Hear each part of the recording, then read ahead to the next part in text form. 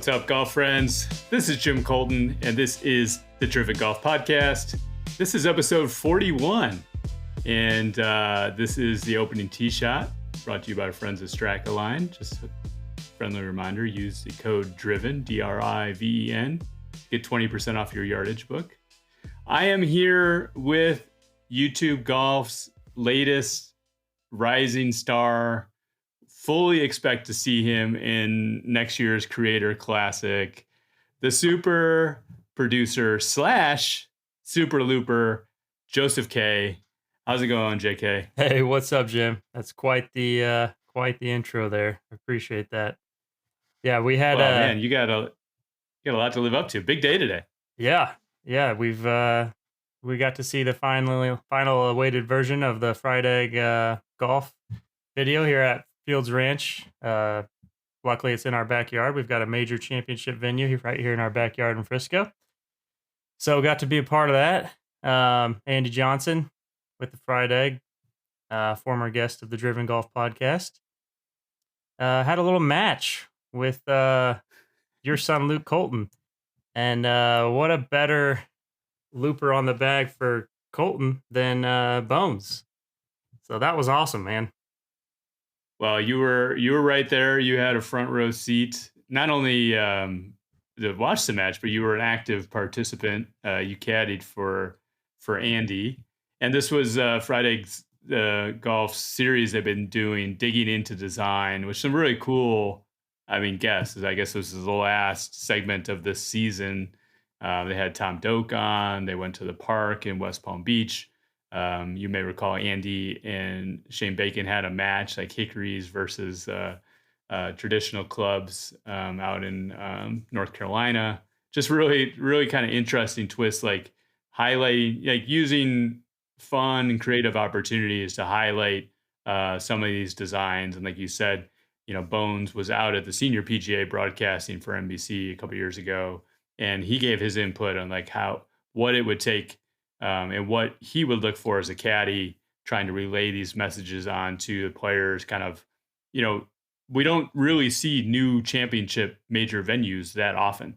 So what does that look like, especially on a course that's probably different than many championship courses that they hold majors on? And like you said, it's in our backyard. Kind of like near and dear to our heart, because I think that's how we ended up crossing paths just a few years ago. So pretty neat to see all of this kind of coming together. And I would say as guys who take the caddy profession seriously, it ain't no hobby. It is kind of a hobby for us, but it ain't no hobby in terms of our level of dedication to the craft. You being be able to spend 4 or 5 hours or whatever with really one of the all-time great caddies and most well-known caddies in golf history. What was that experience like? What were some of your key takeaways? And then I'll give you some of mine. Yeah, he put on an absolute masterclass. I think Fried Egg did a little bit on his rake job there. That was pretty cool to see. But just, yeah, like you said, just having one of the greatest of all time to loop alongside him, and I was really just kind of soaking it all in and listening to all the great stories he had. And he had a great couple of takeaways about Fields Ranch in particular. Just, you have to be strategic out there. You have to, it looks like a wide open course, but depending on wind and all these other factors, how you're going to attack the golf course, you have to be strategic. And you have to be willing to put in your homework. You've got I think he touched on what the magic number is. 2 times you'd like to see the course when you've got a new championship course that you've never seen before. So I thought that was a good little takeaway. I also liked, I don't know if you caught Andy's wind meter that he kind of dropped on us. I think it was on hole 4 of the par 3. I got to test it out. Yeah. When he said that, we all kind of stood there because it was pretty windy at the time, and we all kind of went through it, and we were like, yeah, I think this checks out. And Bones was even like, yeah, I've never heard of that before, but I like it. And so I've used it a few times now, and it's a pretty solid little thing we got going there. So credit to Andy for dropping some knowledge on us too. you touched base on a little bit. I wanted to explore this a bit. Is you could tell in Bones's comments that came up time and time again in the video, and maybe stuff that's not even in that clip. But to him, the most important days are like the Monday, Tuesday, Wednesday. Like it's almost like he barely even mentioned the only times he mentioned like the tournament rounds was sort of in context of the practice rounds. And sort of I guess related to my second point around like could you tell that like he never disagreed with his player. Yes, You know, I did notice that, yeah. he was always affirming his players' initial instincts, and then he would subtly kind of put his opinion in there. You know, it's like, oh, what do you think? 115? Like, yeah, I think 115 sounds great. Probably at a minimum. And then he would interject, maybe 115 to 117. You know what I mean? Like he's getting his point across in very subtle ways. And I think if you watch the video or if you haven't seen it yet or watch it again, like you'll pick up on these little things and just see, you know, I mean, that's just a pro's pro right there. Just like the craftsmanship around being able to get his point across, but never wanting to dilute the player's extreme confidence level around any shot at hand, right? I mean that has to come from just years of experience, obviously playing in caddying. I mean, caddying for major championship winners and some of the all-time greats, really. Yeah, that's a great point, and a couple of call outs that he had also as far as what to look for in an elite junior golfer is I thought he had 2 key takeaways is speed, you gotta have speed, and you gotta have short game, and I think we saw both of those play out throughout the match. You know, Andy got up to a quick jump, a quick lead, and then we saw the short game of Luke just slowly chip away, chip away, chip away, and kinda catch up to the match, so there's a lot of good takeaways in that, it's just the match play mindset, you know? I think you saw Andy flash the camera the 3 sign, and I think at one point it was 4, so that's always the most dangerous lead in golf, right? The 4 up. So there was a lot of fun going on with that match. So yeah. Yeah.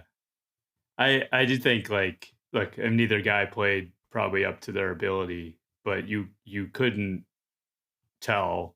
Obviously, they both wanted to win, right?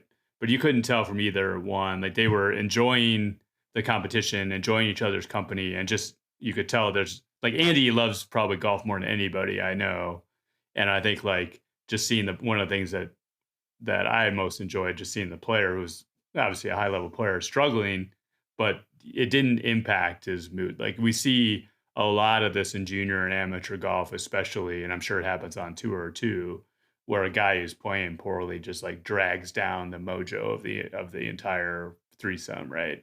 And that obviously wasn't the case here.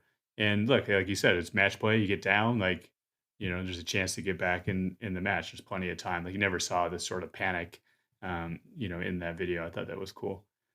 The one other thing that I sort of took away, and I've struggled with this caddying as well, you know, for high level amateurs, is like not everybody sees putts the same way, you know. So I think like getting on the same page with your player, you know, I think that you know you probably have a view on this as well. That's tough. You know, it's one thing if you're caddying for a group of guys that just want to have a good time at PJ Frisco. Like you want to impart the knowledge and maybe the one time that they're ever playing the course. But obviously, like your tips, your a lot of your tip is riding on how many birdie putts they might make, or if you give them a bad read or whatever. But it might be the perfect read, but it may not be exactly how they see things, or you know, even like one ball out. Like, what does one ball out mean? You know, that sort of thing. So even in, I think it was even on the first green, like you know, Luke was talking with Bones about how you read putts, and Bones was saying, "Well, Mickelson liked it this way, JT likes it this way." But I don't think that the two of them in that one round really ever got aligned, and like you could just see that in you know some of the putting performance. Yeah. Bones asked me at one point if, you know, the greens are always this grainy. And I just told him, yeah, this is how it is out here. You know, it's always grainier than what you think, and there's always more break than what you think on those long lag putts. And I asked him, you know, is this, Yeah. do you see this at a normal tour stop, or is this pretty common other places? And he said, this is probably some of the most grain I've seen in greens in a long time. So definitely something to watch for if you're coming out to PGA Frisco. And if you need any advice, I'm happy to help. Yeah. Super Looper on request. So really cool experience. Yeah, hopefully this is the first of many kind of cool opportunities. I really appreciate Andy. We got to spend some time with him while he was here in Frisco, and his crew, which just did a fantastic job with that series. And you could tell they'd really pour their heart and soul into, making each one of these unique and memorable. So that was pretty awesome. Yeah, agreed. So it dovetails a little bit into this episode. I think this is going to be a popular episode amongst Vanderbilt fans. So we've got part 2 of the interview with Scott Limbaugh. So last time we talked about sort of his roots into coaching. This time we're really talking about his squad. They've had their ups and downs and some of the, challenges of having a relatively young team this year. And then, we recorded this, I think, back in early February. So it's been a little bit of a while. But yeah, I think it's really interesting. And then in Angle of Attack, somewhat related to this, is we talked with Andrew about like kind of when players level up, like the shock to the system, whether it be playing in your first, say, AJJ Invitational, or maybe even playing in front of the cameras for the first time, or guys that go from college to pro. And a lot of it is like you make a lot of these sort of rookie mistakes that you didn't at a junior level, maybe because you're making things bigger than they are, or you're kind of forgetting what got you there, and not staying true to the skills that you have. So we talk about some of those potential pitfalls, and look, like, guys don't ever solve it. There's some guys that never solve that. They get to the next level and they're world beaters at a lower level, and they get to the next tier and they never get any better. They never quite figure it out. And that's unfortunate, but that's sort of the nature of the game. But I think what Andrew has some really good advice around kind of navigating that. And yeah, I think it applies in all different ways at all different levels of the game. So hopefully folks get a lot out of that. So anyways, this is really cool. Joseph, I look forward to seeing you at the Creator Classic next year, and bigger and better things for you. Hopefully you remember the little people as you go on to YouTube superstardom. We'll see about that. Yeah. Thanks, Andy. Thanks, Bones. That was fun. Thanks, Jim.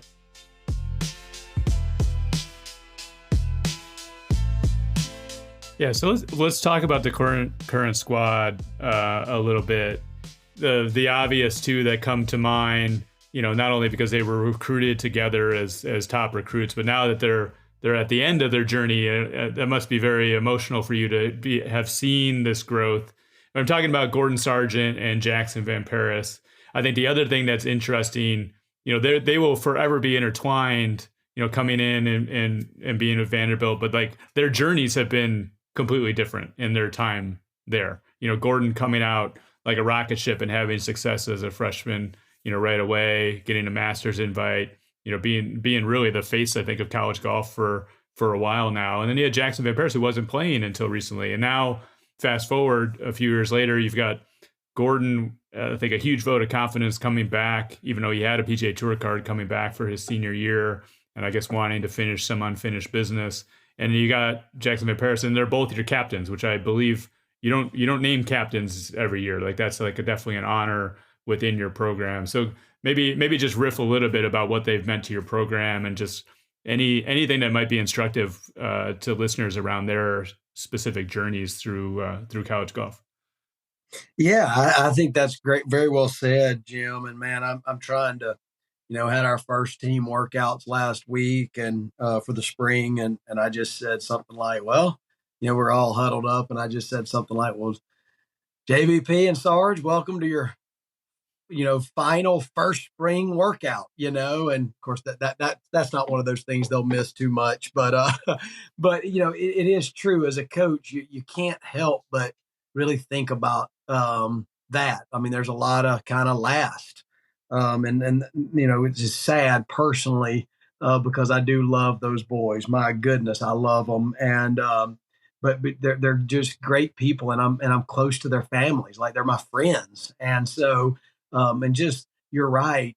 You think about Gordon and Jackson. They came in together, top two players in the class or whatever, top whatever they're ranked. I'm not sure, but really good. And both of them, and they've lived together here for 4 years, and certainly have had different stories, and I think that's just called sports, and that's called life. I don't think there's any ill will between anybody there, and I think Jackson's got the opportunity to get everything he wanted to get when he came here, and Gordon, his accomplishments do speak for themselves as NCAA champion and first earned the PGA Tour Accelerated. I think those are really cool, and I personally see they're very different personality wise, and which I think is really cool. And they both are comfortable in their own skins, but they also both they listen well. I think they both want to be coached, each in their own way. Jackson more just walk in one day, and you may walk in and say, "Hey, coach, can we go to the range?" Or, "Hey, coach, can this happen?" Where Gordon is maybe wait on you to ask him kind of how he's doing. "Hey, G, what's up, buddy? How you doing?" And he'll be like, "I'm good, I'm good." You know, could we look at this or something in a little while? Could we talk about this? And I just look. Both of them played other sports in high school. Gordon played baseball up until high school, and Jackson played other sports, but basketball was his better sport. And I think he played up until his junior year in high school. I think he broke a finger or something, and that kind of did him in on playing basketball there for a while. But I just think those are good lessons too that they both learned, and to play other things. It just helps you, even to not be great at something else is so good for you, because it helps you appreciate this other sport that you are excellent at. You excel. You're in the upper percent of that, and learning to deal with not being so perfect in something else. I think that's healthy, and just doing these other things, but they're just so well rounded, and I think that you don't ever want just your golf score to be your complete identity, and that's really hard now. And I do think that's part of my role in their lives too, is to we don't love you different, by what you shoot. Now we're all going to be accountable to that, and we're not going to apologize for that, but you're still going to be loved and cared for. Yeah, and so Jackson's journey certainly probably didn't go the way he or his family team had in mind. I mean, uh, COVID guys got to stick around for several, another year, which you start talking about Matthew Riedel, William Mall, Reed Davenport, all of these guys, get extra years. And, and Jackson's a young freshman, came here 17 years old, and you know what I'm saying? There's 17-year-old and you got 22, 23-year-olds, those are different ages. And, but I'm just he never once thought about, oh man, I'm gonna go find greener grass. Even though I was hearing it on the outside, somebody might say to me, "You think Van Paris will hang in there with you?" Because Jackson's big, won everything as a junior golfer. He was the guy, and junior President's Cup guy, and all of those kind of things. But I think, Jim, if you do, and hey, listen, I've got some regrets in a lot of this. There's always ways you can handle things better, but as long as you show kids you care, you got a heart for them, and they always knew they had a chance. There wasn't just Coach Limbaugh saying, "I'm taking him." It's, the pointer system.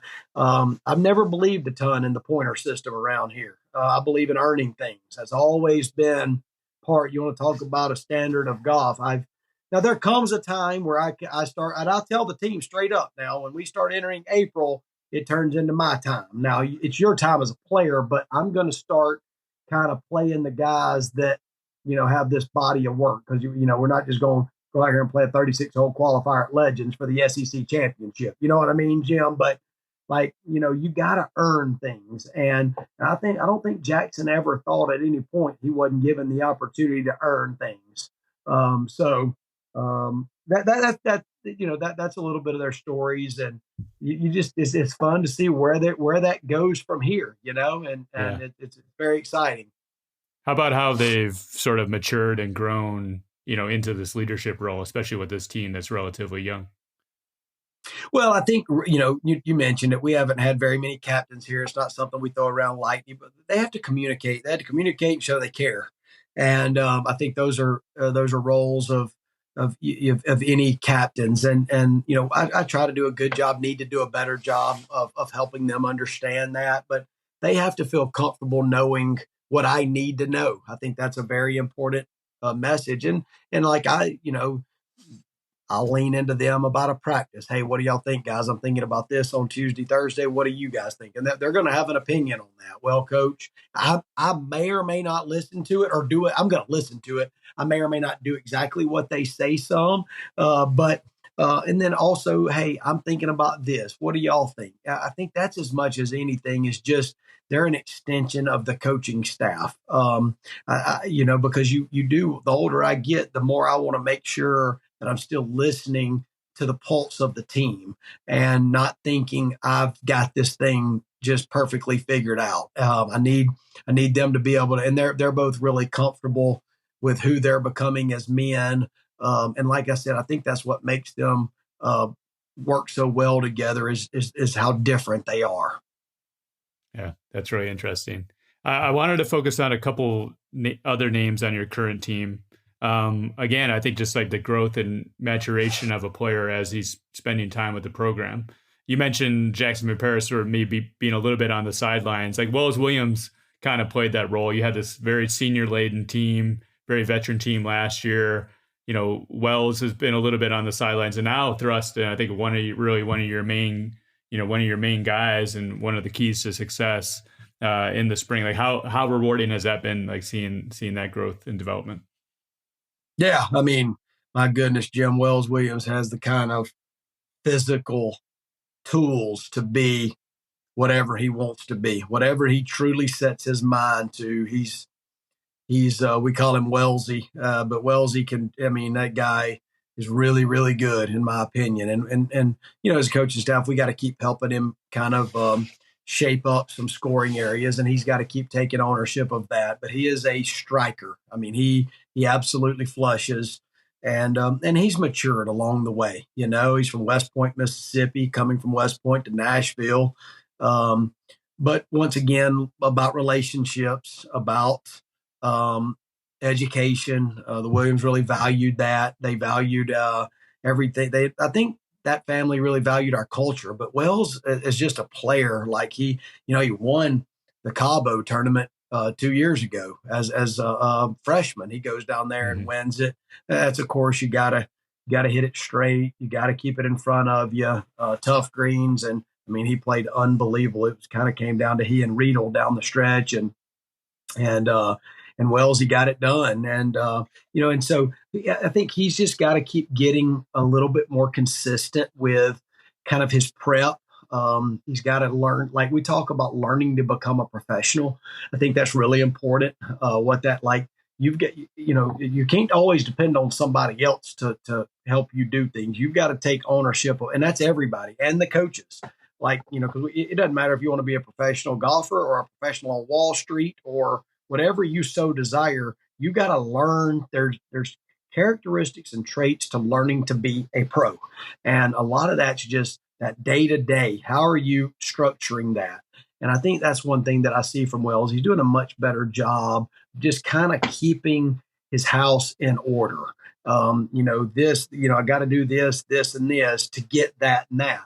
And, our minds want to fast forward to the finish line and instead of just being right here where we are, handling whatever we got to do today to get better. And I think that's maybe one of the characteristics of what we've been able to do at Vanderbilt. Whatever the day is, it doesn't matter. The weather, it doesn't matter. Today's number one goal is we all got to get a little bit better. That's interesting. Other guy I wanted to mention, maybe a little bit of an unsung hero in the fall. One of your more consistent performers, John Broderick. I think you spent a lot of time with him, walking along with him this fall. It's probably great to see pretty consistent performer, a guy that's you're using his score in many rounds in your tournaments this fall. It seemed like. Yeah, John was super solid and just been a guy that's in his junior. He and Wellesley came in together actually, and Ben Loomis. But yeah, just John is ultra competitive. Old hockey player from the Boston area. One of four boys in his family, all athletes. Dude just loves to play, loves to get after it, and we've started seeing like along the way, John just keeps doing the right thing. Dude loves Vanderbilt golf, loves everything about it, and just the excitement he brought to the fall. Finally, getting a chance to play. That's what it's all about. And it was fun for me, even though you lose a lot of. You're always when you're building something, there's always the bulldozer has to move this, the dump truck. So I've kind of view that as our team. There's all these different pieces, but like when others move out, others get to also move in, and like we lose great players last year. You think about Cole Sherwood, Matthew Riedel, William Mall, but that also opened opportunity and doors up for other people, and that brings joy to me. And so just that excitement. I mean, we started right away up at Inverness this fall, and I walked every shot for 54 holes with John. And I just left there super, super pumped about what I saw. But then the next thing is like, but can he continue that, And I thought he could, and he did. I mean, he just stacked up. He probably didn't play as well as he would have liked in our final event of the fall over in Atlanta. But up until that point, his final round, getting buried and not finishing great as a team or something, those are the moments that really build your team. Anybody can be locked in and focused when you're going to play for a title. Well, we entered the final round at Colonial. We weren't going to win any titles because we got off to such a bad start. But the way we played in that final round and the way John stepped up for us in that final round those are the kind of things that serve you well in April and May, having stepped up in those moments. It ain't going to be easy. It's never easy. And some years it's even more difficult than other years. But that's where trust from your teammates is built and from your coaching staff by how you handle those moments and what you show. And I really thought he did a good job of building some layers of trust all through the fall. Yeah, that's great. It's great to see a guy like that really step up when it's needed. Like I said, a little bit of an unsung hero coming into the season. There's something that's been coming through in this interview that I'm picking up on that I just want to explore a little bit. I think that's one. We talk about being humble. I think as a coach, it'd be easy to sort of dictate like the rules of the road, or thinking like I've had some success and I kind of have it all figured out, and we're gonna like you said, pull this play out of the playbook. To me, what I observe is like you have a real like growth mindset. Like you have enough humility to know that you don't have it all figured out and you want to continue to grow and develop. I have a little bit of insight on this, but like I recall you didn't know about aim point, and you wanted to know like, hey, is this an opportunity for our team to get better? And you had like the guy from aim point come, and then I think that had played some role, I think, in Broderick's success this fall, because you were really kind of hand in hand. And to me, like that speaks volumes. So like if you're investing in yourself and wanting to get the best out of yourself, your roster, they see that, they observe that every day, and then they're going to buy in. So I think, what do you think of just about the concept of growth mindset and the importance of its role in coaching and in college golf? Well, I appreciate that, Jim. I think my mom and dad, that's always been, as far as being humble, that was one thing that they instilled in us always. And I remember whenever I stepped outside the boundaries, rather be showing off at a game and, getting a little bit, whatever you want to call it. I always got called back inside And I think for me, when you've coached and played, I guess technically you'd call it the lower levels of college, okay, where you don't get 15 golf shirts a year, 3 golf bags. You go out and I'm running fundraisers, so we could have a polo golf shirt and FootJoy golf shoes and enough balls to play. I played junior college golf where my coach would truly hand me a sleeve of golf balls for the tournament. I'm not trying to be funny. Like that's what you got. And, in a lot of tournaments, I wasn't good enough to operate off a sleeve of golf balls for 54 holes, I mean, and so I do think humble beginnings. And I think that's what I've expect from my players here. You better be appreciative. And if I tell you to follow through with a thank you note or an email of gratitude, you better follow through with that. Period. And you want to really watch Coach Limbaugh. The other side of him, it's not being that, like, because that's not good. That's not what we want to be about here. Or the expectations that we just get this, and then we do get all of this great stuff. But I want to always protect that as long as they let me coach here. And as long as we carry a gold golf bag, we're going to protect that to the nth degree. Now, I remember when I got the job here, we had basically a shed out here. That was our indoor hitting bay. And now we've got all of this stuff and it's great, but we got to fight for that. And then I think with what you touched on there relative to a growth mindset, I think as analytics have kind of taken over the sports world, I love it. I've mentioned before, but my former player Hunter Stewart doing a great job with analytics on the PGA Tour, and Hunter and I still check in quite often, and just, hey, what are you seeing? What are you thinking? Will you look at these numbers? And I'll send some stuff over, just get some ideas from him, or I'll bounce an idea off of him. That, or there are some instructors that I really, really trust and believe in. Maybe I got a swing on one of my guys and might just say, hey, what do you see here is what I'm seeing. Doesn't necessarily mean I'm going to run back and say anything to the kid. There's a fine line there as a coach. Like, when players have built up all this trust with their instructor / coach / teacher / best friend, like, you want to make sure you respect that line, and you want to have a relationship with those people. And you're never trying to really, as long as I've been a coach, I've never tried to kind of cross that boundary of, I think that's dangerous. Like, we all know enough to be dangerous in that, but like, you recruited something because it was working and you liked it and you liked what it stood for. The mistakes happen, I feel like, when you try to change those things, right? Like, we're going to try to be their eyes here. And because we're fortunate that we get to see them under the utmost pressures, right? And then you want to see, like, how they responded, what their shots did under pressure, and then share that back with the coaches, instructors, mental folks, whatever it may be. And then we can all learn, because everybody has their own teams, and you have to respect that. I've never tried to disregard that, but I do expect my players to be able to share with me, like, hey, myself and X instructor, we talked about this. Myself and X mental coach, we're talking about this, because I don't ever want to be conflicting that, right? And then you take all of that, and then you create this environment here every day, and how everybody fits in that is not always that easy. Some people want all their individual time, and you want to respect that. But you're also open during recruitment and letting people know we are going to do this team stuff.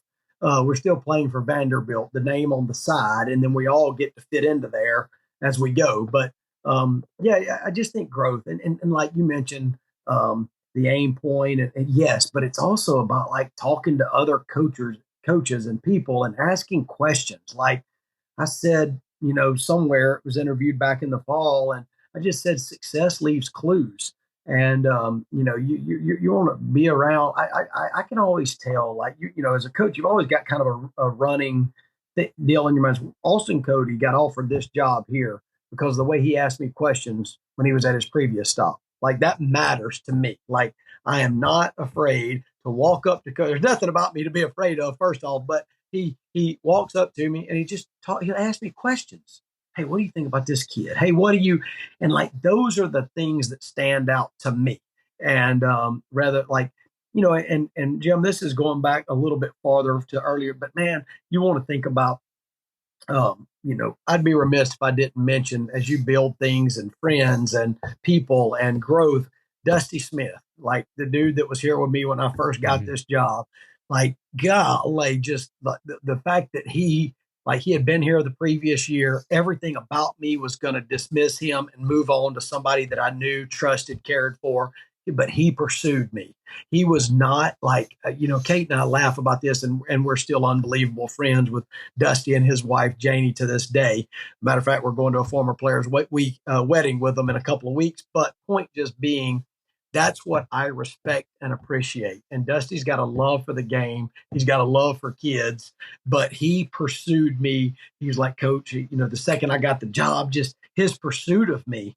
That's what I like. Is like, in terms of just, he didn't just pack his bags and say, I'm going to go do something else. He kept this thing kind of afloat while Vanderbilt was trying to figure it out. And, did you just think about that? And then Gator Todd coming in after Dusty gets the Mississippi State job. And everybody has their strong, the things that they do well. But we've also got to always, and I hold my coaches to a really high standard. There's no doubt about it. I can be tough on them, but it's not mean tough. It's just, we got to do this better. It's got to be done better. This is my expectation when you're recruiting. This is my expectation when you're running a practice and when you're running that area of practice. And then you have to communicate back to me. And I've got to communicate to you, and they've got to hold me to that same standard. I just think that's the only way you grow and get better. So that's the fun part. Yeah, you must be doing something right, because, the SEC is probably no surprise to anybody, probably the most competitive conference in all of college golf. And now you've got a coaching tree where openings that have occurred in the SEC are being filled by your former assistants. So I think that speaks a lot to the success that you've had and just like the discipline and culture that you've been able to create. I did want to talk about, these names have come up throughout this interview. This special group, I think, that you had last year, these guys that have graduated and now are playing professional golf.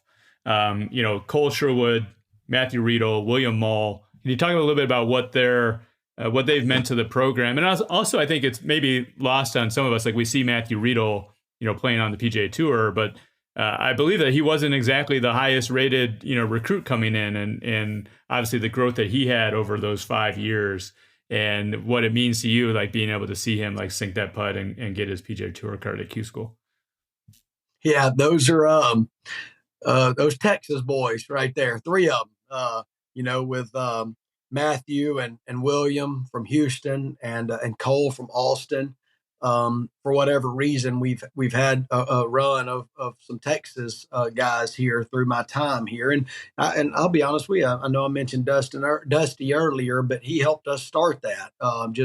He's from the Woodlands, played at Lamar, and he began a little bit like just with our education. It's and our distance, I think, from Texas. We're fortunate that kids can get here and home. Most of them always direct, and so all of that plays a part in it. And then I think once we started showing the success on the course, that's led to, higher and higher level kids maybe being interested in doing this. But you talk about those 3 guys, and very unique, each in their own right. Just unbelievable kids, great families, but all 3 got through in the top 7 of PGA Tour U last year. You'll have to check my numbers. I love analytics, but I'm not always the best at remembering exactly where. But so they all started their journey on the Korn Ferry Tour right away. Matthew finished higher, so he got in every event. I think William got in every event. Cole didn't get in quite as many, but got in plenty. And then we hosted the first playoff event here at Legends Club, and to have Matthew and William here, and then them getting to enjoy our new golf house that they had to watch being built for their entire final year here and didn't get to step foot inside it. Just like we set them up a locker here, their shower and their cold plunging, it was just really, really a special week for us to be able to have them here. And then watching those guys kind of go through Q school and, Matthew and Cole being at final stage. William didn't get through second stage. Cole did. Matthew was exempt to final stage. But, lost in Matthew's success of final stage, the way he finished and gets his PGA Tour card, was Cole at Sawgrass Country Club, on the 18th hole. That's usually a par 5, which we played down at Sawgrass Country Club while they were here in tough conditions, albeit as well. Cole hits a 7-iron to 8 feet on his final hole, buries the putt, and that gets him his full Korn Ferry status on the number, or else he wouldn't have made. That kind of stuff gets a little bit lost in the but just as big for his journey is that. But like what? So he did that, and Matthew did what he did, finishing off that round of golf. Like you want to talk about cool feelings as a coach, like. What's Cole Sherwood going to reply to me as soon as he gets off the course? We finish, coach! ! That's what we do, and like that. That's just that like that's you. I was sitting on my back porch with Annie and Thomas, and I'm not lying to you, Jim. Watching Matthew finish is the most nervous I've ever been watching golf, and because if you're in the fires with the guys and you've been out there all day, that's just you're nervous, great nervous energy, but good gosh, watching Matthew finish that, and then when he made that putt, I was truly yelling to the top of my lungs in our neighborhood, and that was a cool moment. Yeah, you're sort of powerless to it, right? And then that putt, it kind of wiggled, like it was wiggling kind of back and forth and kind of going in slow motion. That thing was always left, wasn't it? I thought it was always left. I would have bet good money on that. And then boom, goes in the bottom. And I mean, Thomas and I I had dang tear rolling down my face. It was just cool to see that. I mean, that's 6 months or whatever it was after him leaving here, and Matthew's just always been a step taker. Just come in, not as the highest rated recruit. I mean, he wasn't a slap by any means. He's a really good player, but he's just kind of hit a bunch of draws, as a junior golfer, didn't probably have full control of the club face and just, but he like, hey, coach, what do I need to do? Hey, Matthew, you need to do this. Okay. Then he goes and owns it. Hey, I want to become a better putter. Boom. He goes and owns that. He's just always, and you want to talk about humble. That dude he had never rested in anything. Like he always get back from tournament. Maybe not always, because you got a kid named Sargent that's always here really early too. But Matthew going to be here the next day, showing up with the same intention that he was right before he went and had a great tournament. It's just I can promise you, like wherever he is today, just finished his first PGA Tour event, he's somewhere with a mindset of this, and this happened. And how am I going to react to that? And what am I going to learn from it? Yeah, you mentioned that moment, and your son, I think it became a little bit of a social media star. The PGA Tour, they had a social media post where I think Matthew was calling both you and your son Thomas, and kind of celebrating that moment together. They got a little bit of traction. You might have two family members ahead of you on the social media. Your dad, Big Maul. Mm-hmm. I want to talk about the boom shakalaka. The PGA Tour posted a little thing about the kind of the genesis of that, and you had a really interesting story about how that all came about. I think they were out there filming you, and then your dad sort of grabbed their attention on that.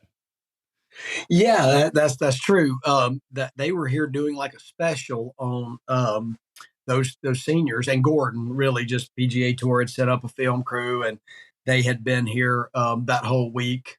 Just kind of behind the scenes, all of those kind of things. And, but to kind of backstory a little bit, my dad, AKA Big Mal, had, even when I coached at Huntington to Alabama, he's just, we've already talked about my beginnings, but he's always just worked for a living, and so he's always thought, I'm going to take my time and I'm going to go watch college golf. I'm going to support and I'll have fun just like anybody else. It's always been his thing. He's not ever cheering against anybody else, but when I was at Huntington wearing the red, or Alabama wearing the crimson, or now wearing the black and gold at Vanderbilt, my dad's there, and when he can be, and when we make birdies, he's always had this thing. He'll tell somebody, we're gonna get along real well, Justin, or hey Gordon, we're gonna get along real well. You like making birdies, and I like booming.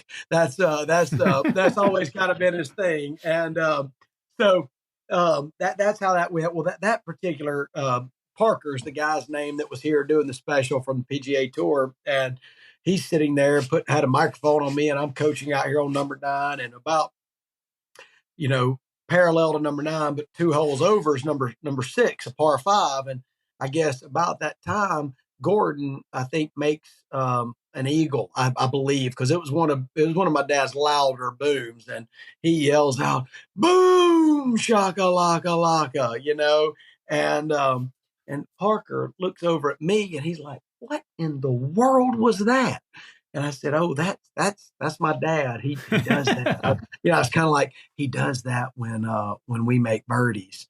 And he said, "Do what?" And I said, "That's my dad, and he does that when Vanderbilt Golf makes birdies." And he basically said, "Okay, I'm going over there." And so it's no exaggeration. He forgot whatever he and I were doing. He got in his cart, took his camera and microphone, and he's headed straight over there. And that's actually that was the beginning of that story. But yeah, there's no doubt I'm way behind them in the social media department. So anyway, and I'm okay with that. Let me tell you that. I haven't met your dad, but I am very excited about someday crossing paths with him. I watched that clip actually last night again, and it just cracks me up. He was talking specifically about the eagle, boom shakalaka, and he's like, it just comes from deep. It comes from deeper within, Yeah, it does, buddy.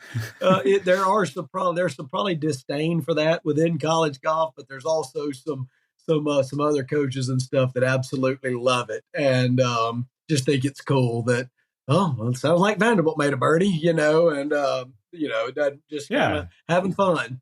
Yeah, who needs live scoring when Big Mal's around? That's right. Yeah.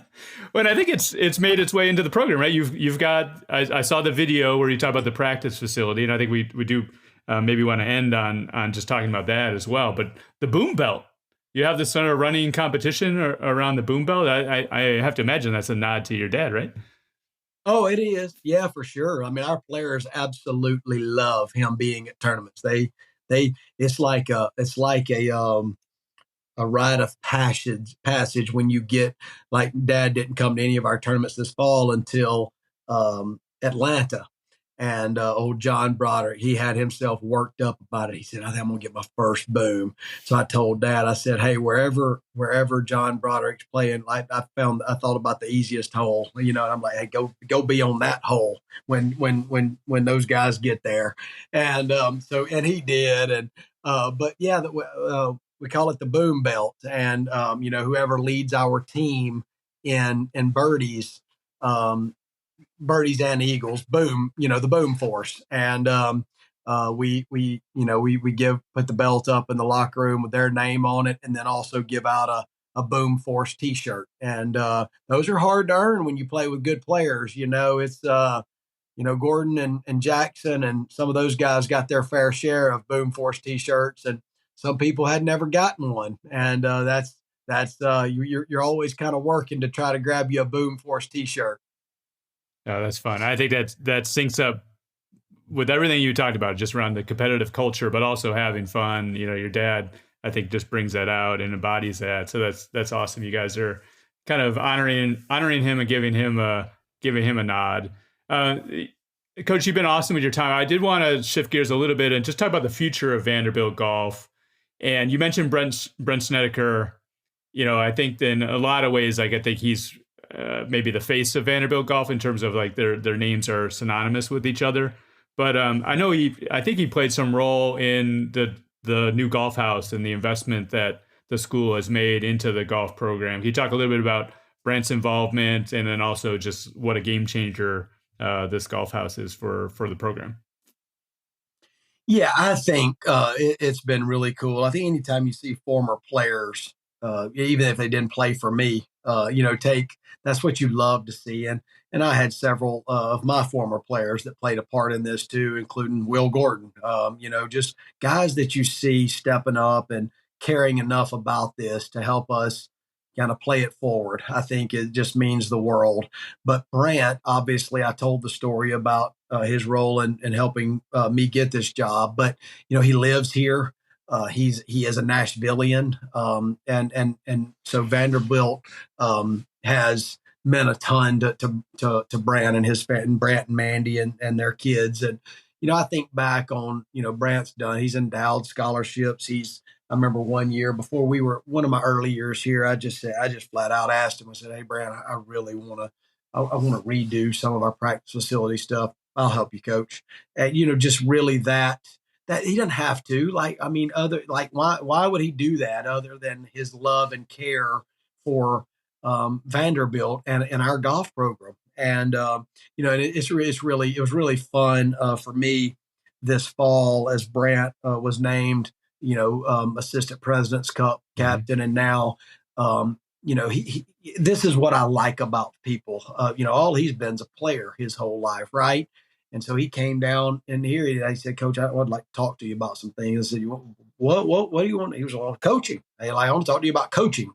And he was just kind of like, you obviously do it at a pretty high level. And I would like to pick your brain on a few things, how you make different egos and all of these things kind of try to mesh. And, that was one of my cooler moments, was sitting here with Brant and him just kind of, I might have said one thing that he ran with, but he seemed to like it. And, and so I took a lot of pride in watching them compete, and certainly hope to get up to that Ryder Cup this year to watch him get to do that. But yeah, I like to say the players built this new golf facility that we're so fortunate to have. I mean, they've just created something that when people are around Vanderbilt golf, they just feel connected to it. And I think that, and that's really just because of the people, right, Jim, and success and trophies and all of that, and all American this and all American that. And, I just feel like it really comes back to the people and the relationships. And I just think that when we're fortunate that when people are around our kids,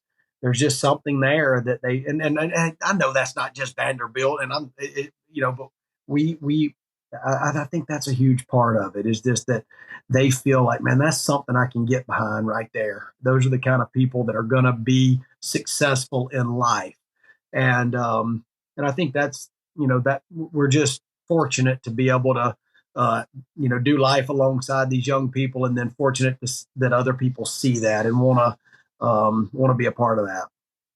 Yeah. And I think also the broader thing, like, as just, again, as a little bit of an outside observer, I think Vanderbilt athletics, it just seems to be gaining this momentum. And I think the school investing in all the athletic facilities and renovations to the football program, the golf house, I think it's, I don't know what the dollar figure is, but a huge investment in being excellent in athletics. And we saw the momentum with the college football season. The basketball team is having a really good year. Like, Is there this sense of electricity and excitement in Nashville, or just around the growth and direction that's happening within the athletic program?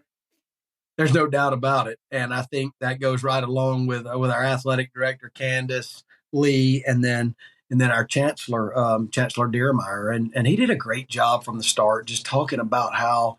I remember when one of my first talks with him, he mentioned, I just know that when people open up a newspaper, they see, athletics, sports. They want to know, they want to relate to something. And I just think he's done such a good job connecting all of us. And he took a lot of pride in helping us get this golf house going as one of the first I think we were the first big project completed under the huge umbrella of Vanderbilt United, Vandy United.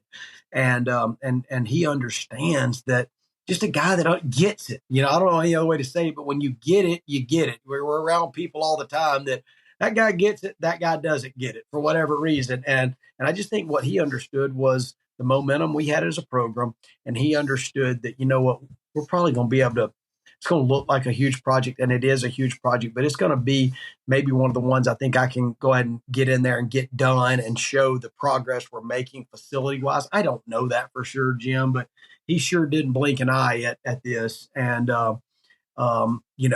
what really is funny, but Chancellor Dearmeyer brought a group down to watch Gordon Sargent play in the Masters 2 years ago.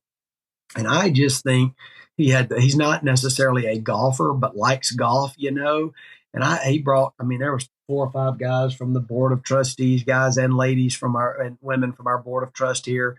And I just think they had the best time, to be honest with you. And I think he was just like head over heels about it. And so we were very fortunate, and that's just another deal where a guy like Gordon Sargent does what he does, gets himself an opportunity like that. And that played a part in I would say, the urgency to get behind us, kind of continuing to take our facilities and the courses we're able to have access to kind of to another level. Yeah, that's great. You've been awesome with your time. I wanted to end, maybe just like put a bow on this. So if somebody's listening to this, super jazzed up about what you have to say, and just like it resonates with them. Maybe you're a 12, 13-year-old and you're thinking like, I want to play for Vanderbilt golf someday.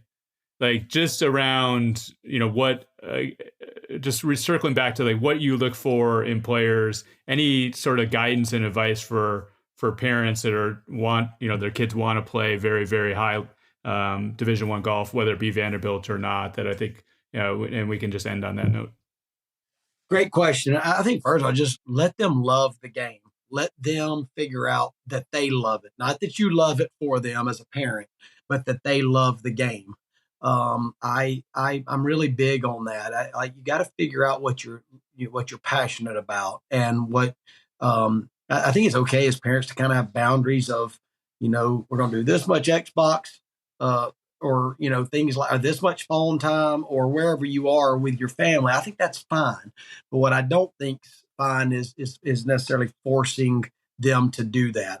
That's why I think playing some other sports at the age you mentioned, 12 or 13 years old, I think is a great thing, to not make one thing your only thing, the main thing just yet. I think let this play out a little bit, and as long as the kids are working at it, I think it's awesome if you're able to support them and play. I think going and competing in tournaments under pressure is really the only way. That was what I was missing most kind of in my journey, was just I didn't have the tournament experience that the game requires, if you want to kind of play at this level. Like, obviously I played at all levels and coached at all levels, but if you're talking about, the high level, you got to get out there and put yourself out there, and then learn about yourself. And really, and then when communication starts with coaches, it's really great to see players kind of the kids take ownership of that. Like, allow them maybe to go to some camps. So, you learn so much about these kids when you're able to be around them, and kind of see their personalities, and you kind of meet the parents, around some of those opportunities too. I think all of that just goes into finding the kind of people that fit what you want your program to stand for. But as far as the kid goes, just put your head down, try to get off your phone when you're practicing. That's a big. I really don't like that. Like when I see young people maybe playing and they're looking at their phone. It's hard for me. I'm not saying there's anything necessarily wrong with it, because that's where we are, but you got to create space to be serious about what you're doing. You got to have your time. And when you're practicing, to be able to you got to stay focused. And like I see it out here on our facility, when you give everybody kind of their own time. I mean, just to be quite honest with you, our best players' phones come out a lot less than maybe the guys that aren't playing as much. And I don't know any other way to say that, but you gotta pay attention to the people around you. Like, what's the best little player at the club, the person you look up to? is your work ethic, your focus matching theirs? And I think that's why you play on a team at a place like this, is what you're doing match whoever you think the standard is here, on, off the course, in the weight room, whatever, in the class, is what you're doing matching up with what they're doing? Are you trying to get up on that level? I think those are things like you pay attention to what those people around you are doing. That's really well said. I'm wondering, how good of scores would a 50-year-old lefty have to shoot in order for you to take a chance on him? Because I'm ready. I'm ready to sign.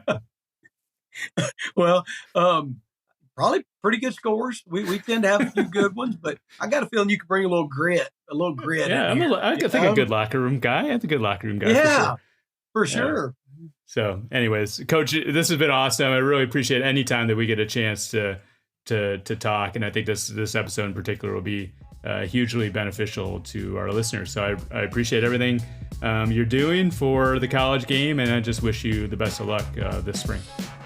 Thanks so much for having me on. All right, thanks, Coach. Yeah. All right, thank you.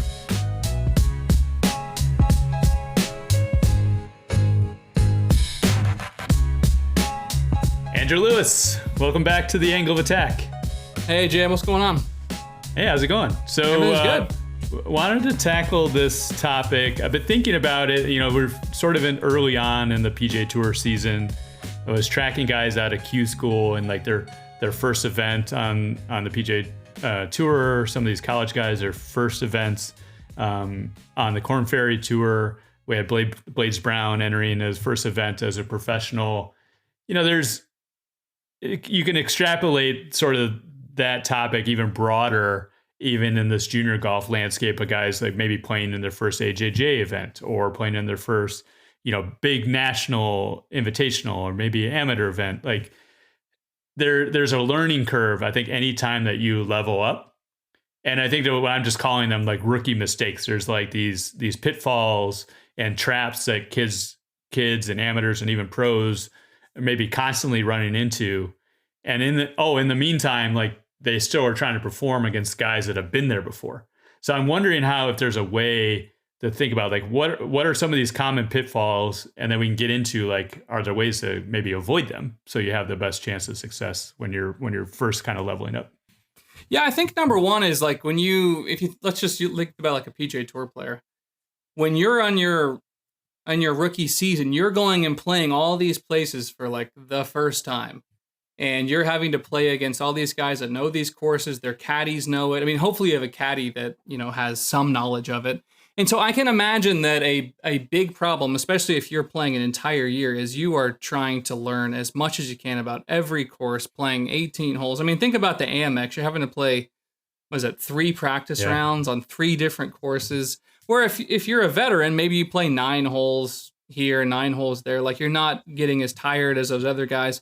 And so I think what happens in general with like a PGA Tour rookie is when we talked about to Raul last year, I felt like he was kind of exhausted, just as you're not making a ton of cuts maybe, and you're having to put in more effort than the average guy because you just don't know these courses as well. So, and I could think you could even see that in some of these junior events. If you're a kid that's going and starting to play 2-day events versus kids that haven't, like you're going to put more pressure. You don't know the golf courses.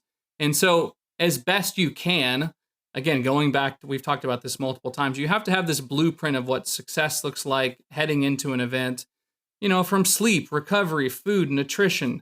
All of those things go into good performance besides good golf. So, I mean, I think that's number one, is like, you just have to make sure that you're not wearing yourself out to where on the, 27th hole or 63rd hole going to the back 9, you're not completely wasted mentally, because it's just your brain's a battery. It only has so much energy. And then, you stumble coming down the stretch. Maybe that's what happened to Scheffler on Sunday. Maybe he was exhausted.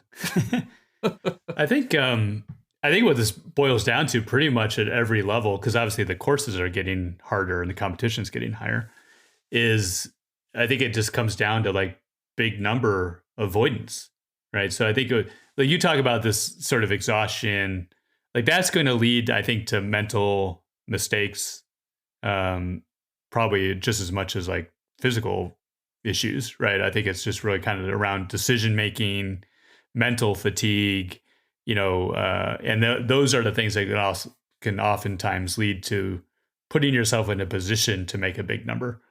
And then, so I think that's really, I think like, I just want to go back to like one of our early episodes of Angle Attack around double bogey avoidance.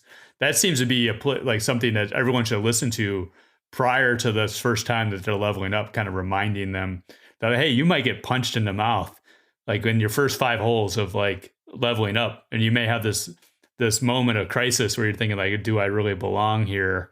Do I have what it takes to stay here and compete here? Or you see guys like, I can't possibly beat this kid, or beat this guy. And you need to just kind of keep chipping away at it. And you realize like, hey, I belong, like you said, these things that you can control, just realizing that you can compete, and maybe letting go of some of these other things, making it like not making it mean more than what it is. Like these are difficult things to solve for. But I think once you get there, like if it all goes well, like you sort of realize that you're there, that you belong there, then you're able to compete with the best golfers, and then you move on to the next stage. And like that's a lot what this junior and amateur golf landscape looks like, is like you just keep on, you keep on leveling up. So anything related to like from a golf prep or golf skill standpoint that really helps avoid these rookie mistakes? Yeah, and this isn't specific to the PGA Tour. I think it's when guys go to college or when they get to high school. We reach these levels and then we think, now I need to develop this skill. Or you go play practice rounds, or you play with one of the top players in the world. You just go, they hit a 2-iron so much better than I do, or they hit it so much higher than I do, or they have so much better putting than I do. They have a broomstick putter. I need to get a broomstick putter. And so you just start, you lose your conviction of like, honestly, like how I got to this point. And you basically start changing everything, and not everything, but I think the more that you realize what makes you good and like your individuality, and that you're not going to look like everybody else, and that your skill set has a certain blueprint of how it's going to win or perform well. And it's not going to look like if you're 5'6" with 165 ball speed, but you're trying to be Rory, like that's just not going to happen. Like that's not how you got to the PGA Tour. So that doesn't need to be some focus. Speaking back to Raul, right? He gets on the PGA Tour. What did he start doing? He started doing speed training. I don't think he had done speed training prior to that. If he had, he didn't mention it, because it's like, man, these guys hit it really far. Like I better hit it further. And so not that that's a bad thing, but like it's easy once you level up to just start questioning everything. So I think, is there a healthy level of questioning that has to happen? Probably. Yeah. Like going back to talking about a reflective state, like I should be reflecting on my golf game. What's not good enough to like be able to stay on the PGA Tour, or if I'm not making qualifying at my college or my high school team, obviously something has to change. But you also don't want to be chasing something because you're like, I wish I could hit it like that or something like that. That's probably the biggest pitfall I see. Like when people come to me and say, I need to do this or I need to do that better, it's not necessarily born out of their performance as much as they just desire for something else. I think it really boils down to not necessarily like the distance. I think people are probably going to want to be chasing, but I think it's like, I need to change everything, or I need to change my stock shot shape, right? Because somebody, or trajectory or whatever. I mean, I can think of dozens of examples of promising careers that have become unwound, because of that line of thinking or that lack of conviction about like what got them there is not going to be what keeps them there. Yeah. And like you said, you might just show up and like everybody's ball sounds different than mine. Like that, some of that may be real, some of that may just be perceived, and you may be a little bit starstruck, playing with guys that maybe you thought like, I never thought I'd get here, and all of a sudden you're playing with these guys. Like I've been tracking and following this guy for years, and all of a sudden I'm paired up with him. And really at any level, like that could be the guy in your local tour that's 2 grades ahead of you that was winning everything 2 years ago, and all of a sudden you're on that same landscape. But yeah, I think it's really interesting. I think that maybe this is a time to talk about this. Like one thing I've been thinking about a lot is can you get the wrong voices in your head? Like I think about like college coaches. Do they what they recruited you for? Do they truly believe it? Like that's what's going to continue to make you great, or do they have some may have a tendency to be a little bit meddlesome, right? So I think that even like, especially the college, because like you're being thrust in this position where you are playing with and every day being surrounded by 8 or 9, super competitive, high level golfers, many of which are maybe better than you when you show up at campus. Like, how do you navigate that? That seems like a potential pitfall for sure. Yeah. Whenever I was having this conversation recently with someone who's committed to go to a pretty good school. And, when you're a kid or you're a player and you have this sphere of influence around you, you look at certain people as authorities. Like, you're the coach at a certain school, you must know what you're talking about. And you are authority now in my life. I need to listen to you. And unfortunately, not only in golf coaching, but I can only imagine in college coaching, there's just a lot of misdiagnosis out of good intentioned, loving advice that is terrible. And unless you have, I deal with it on a daily basis of whether it's a parent or maybe they see someone else for something or this, unless you can prove it, it's just not very good advice to be listening to everybody. So no, I would be very careful with who I listen to. Not that your college coaches don't, and it's not even about knowing things. It's half of it is should I even say this? Does this person really need to hear this at this moment? I go back to the example of when someone's putting bad and you're on a college team and you have a good putter on the team. And then what do you do? What putter do you use? And then you change your putter. And then your coach sees you putt bad the next day and they start changing your setup. And then, the assistant coach changes your grip and tells you your ball position's off. And none of them have videoed the stroke. They've done no Sam Putt Lab. They're just kind of throwing ideas around and hoping it sticks. And before you know it, after 2 or 3 weeks, your putting claw with the broomstick, with the ball off your left foot and your face, you got your glove on, you got a hat, you got a ball marker on your hat clip. I don't know. You go completely off and you're like, I don't know how I got here. And that's where having a relationship with a lot of times with your coach, that's the reason I think guys like Jordan and Rory, have their coach when they were a kid, because it's a trusted voice. I know they're not going to lead me astray. Now, with that said, there are tons of college coaches, I'm sure, that are super helpful.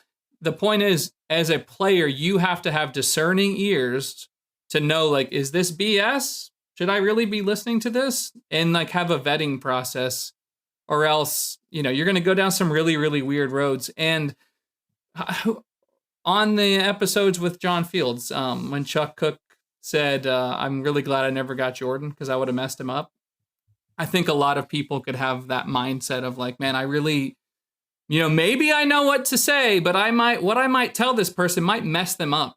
And you don't want to be known as someone who's going to mess somebody up. At the end of the day, not saying anything is totally fine. Yeah, it can be very powerful. I would say the other thing, soapbox there. I was yelling again, but that's okay.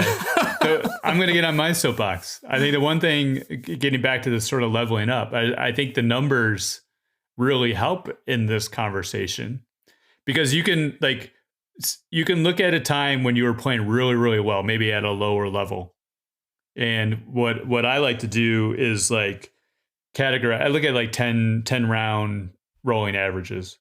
And for every year for my son, basically have this, what I call a peak, a peak 2024 performance. This is when you were playing your best golf.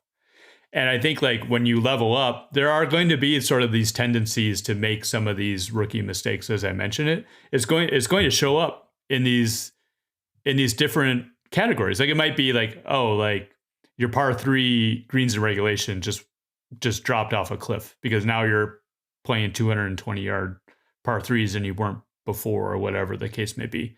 Or the penalty for missing a fairway is now bigger than it was before. And you see this sort of this drop from tighter fairways, tougher courses, and maybe the rough kind of quote unquote penalty is now higher. Like you can see like that's sort of the source of the issue. So I think it allows that opportunity to take an objective look at what's going on with this transition. And if like you said, the coach or maybe this trusted sources, if they're kind of speaking truth through the numbers and is supported by the numbers, that can help vet it, right? If they're trying to throw something to see if it sticks, but it isn't really consistent with what the numbers are saying, like maybe that gives you a lens to kind of view it, and also like an opportunity to just have sort of like a safe, objective conversation, with your coach, maybe if you disagree with them, right? Because something doesn't line up. It isn't just like your opinion versus mine, or I'm being defiant or defensive, or whatever the case may be. So I think there's a lot of truth in the numbers, and I think that only happens if you start tracking it. I think you want to be tracking it when you're playing well. You want to be tracking it when you're making this sort of leap to see like, is this transition happening as you expected? I think like we're just kind of starting the year here. Like when you start a year, like getting a sense of like, how is this year trending? Is there something that maybe we lost? A lot of times you're sort of leveling up with the years as well. So I think that's a really good opportunity, and maybe just a way to sort of attack this in a way that's kind of pointing everybody in the same direction. Yeah, the only thing that I would add is I think it's tempting when you're playing a lot, whether that's on the PGA Tour or in college or junior golf. If you're changing things day to day because like yesterday I was hitting it like this and today I'm hitting it like this, and like you're constantly trying to fix that versus like things are relatively the same, like I'm trying to keep things relatively the same and simple, I don't think you'll have as much variance. I think whenever someone's playing bad, like they're so quick to want to change a lot of things versus I'm sure that their swing thoughts or their processes were the same last week and they were hitting it well. Just for whatever reason, something's just a touch off. Most of the time it's like 95% there. It's just that little 5% could be. I mean, honestly, when someone's setup changes, the ball flight changes a ton, but we start changing our swing because the ball flight's different. Yet I moved my ball forward. I didn't recognize it, which goes back to my process I didn't check that. I didn't check my alignment. I didn't check my grip. I mean, the beauty of someone like Scheffler checking the little things is I think the reason the big things don't change. So, like, the more that like what you're looking for day in, day out, I don't think you have these, big ups and downs in your performance, which then hopefully leads to you just feeling more steady. Yeah. Like we've heard from time and time again, success leaves clues. We heard that in this episode, actually, with Coach Limbaugh. And you mentioned some guys, right, that have been with their instructors for a while. And like Scotty Scheffler, I think is a perfect example of someone who truly sticks with this process, this very well honed process. Yeah. I don't think he is going to sway with the wind. No. So he always kind of brings it back to the roots. So with that, I think this is hopefully a helpful episode for folks to help with that transition, help with sort of the culture shock, sort of say, of kind of leveling up and getting adjusted to a new level of competition, like get back to sort of the truths and the fundamentals and the things that made you really great, and a quick plug to use the numbers to help and guide in that process. So if folks have any questions, they can reach out to you, Andrew Lewis Golf on Instagram and A Lewis Golf on YouTube. So really appreciate the time, Andrew. Absolutely. All right, thanks all. The Driven Golf Podcast is produced by Joseph K. If you like this episode, like it, subscribe, pass it on to a friend who might be interested. It really helps us out a lot. We'll be back in a couple weeks with the next episode. Until then, remember, in this great game, the journey is the gift. Enjoy the journey. Yeah. Boom, Force 5. Vandy boys in the house.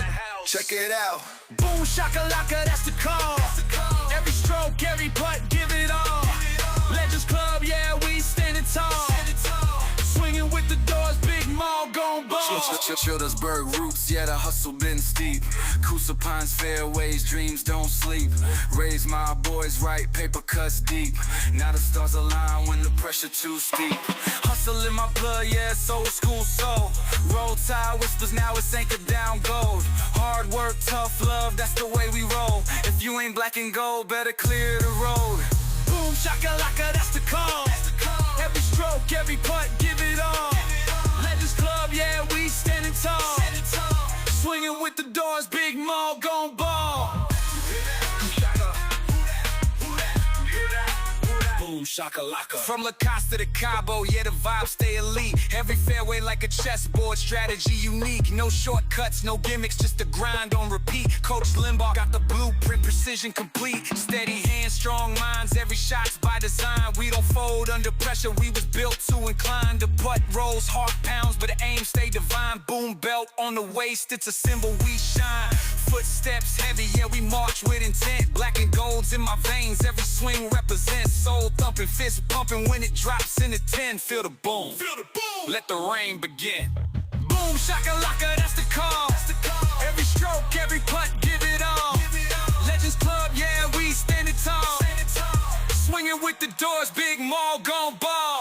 Gordon stepping up, yeah, the stance too clean. Laser locked, every drive cutting sharp on the green. JVP in the clutch with a swagger serene. The captain's in the house, steady leading the team.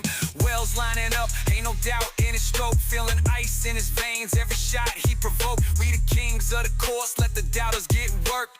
Boom, force 5, all the Nashville get turned. Boom shakalaka, that's the call. Every stroke, every putt, give it all. Legends Club, yeah, we standing tall. Swinging with the doors, big mall, gon' ball. You hear that? You hear that? Who that? You hear that? Who hear that? Who that? Who that? Boom shakalaka. Boom shakalaka.